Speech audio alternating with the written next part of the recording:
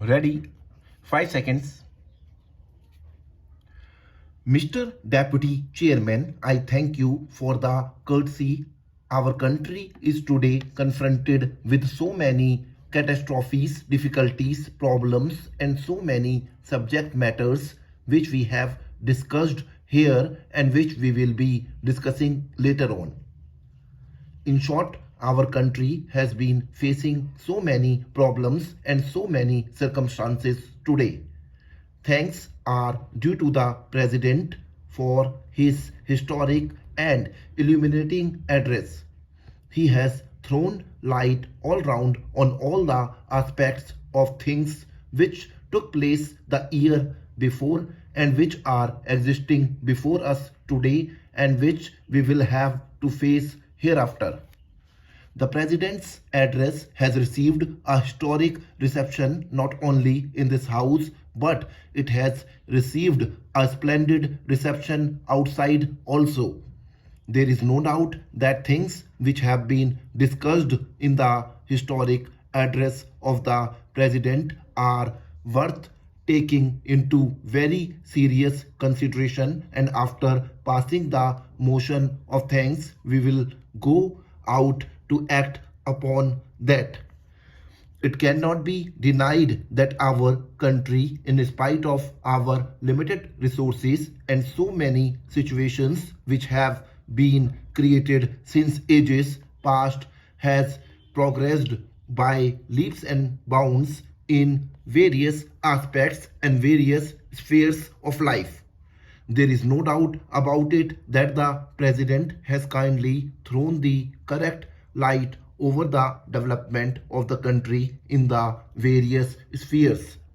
It is more than correct, and today it stands for us as a guiding and illuminating feature for our future improvement and future development. In view of the present developments, who can deny that our country, with its limited resources and with all the other limitations, has shown to the world that whatever it may be, we poor Indians have got the capacity, have got the courage, and have got the patience to develop our country. In a way, we are passing through various difficulties and various limitations. In spite of that, our capacity and our courage has not been daunted. We have not been discouraged. We are going on with speed on the road of progress, on the road of development. The President has rightly pointed out the advance made in the field of agriculture, in the field of industry, and various other fields, and those things have been enumerated with facts and figures. The data has been given, and now those things are before us and before the world to be seen and to be examined. But that is not enough. I would say that our country has suffered so much so for centuries past in the various fields of development and various spheres of life such as education, health, industry, agriculture, social and political aspects, and so many other things.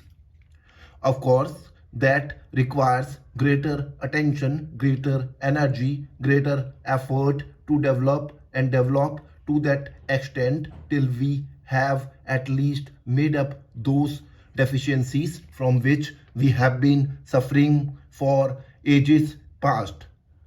I expected in the President's address at least one thing: the future development of the country, the figure process of the country cannot be in a greater and greater degree than what we have already achieved unless we have one thing, and that thing is our national and emotional integration.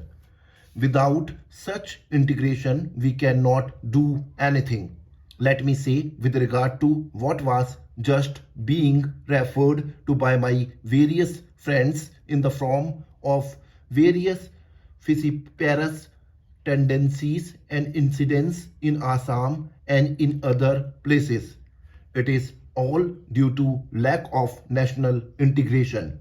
That much of national integration has not been developed as yet amongst us, that sort of national and emotional integration which will strengthen our hands, strengthen our spirit, strengthen our soul, strengthen our national stand, so that we may correct ourselves if such circumstances befall. The fault lies with us. Also, the fault lies with our government. The fault lies with our organization that we did not consider it so important. This question of national integration was not considered so serious as it deserved. I still say that all our efforts will become fruitless unless there is national integration. It will be bankruptcy of administration if we do not pay greater heed and attention to the immediate development of national integration in the country. The country is being integrated in all spheres, in all aspects of life, except this one thing which has got its root where our social and political life has got its root. That root is not being seriously taken into consideration, and that sort of national integration is not being developed. It was developed some time back in the time of Bapuji. In the time of Mahatma Gandhi, that national integration was started. Later on, it was disintegrated. We were expected to look after that. We were expected to carry on that development which was started during the time of Bapuji. You should put down all sorts of anti-national activities. You should put down all sorts of fissiparous tendencies and communal background in responsible places. You are to look after the lives of the people of this country. Mr. Deputy Chairman, I thank you for the courtesy. Our country is today confronted with so many catastrophes, difficulties, problems, and so many subject matters which we have discussed here and which we will be discussing later on. In short, our country has been facing so many problems and so many circumstances today.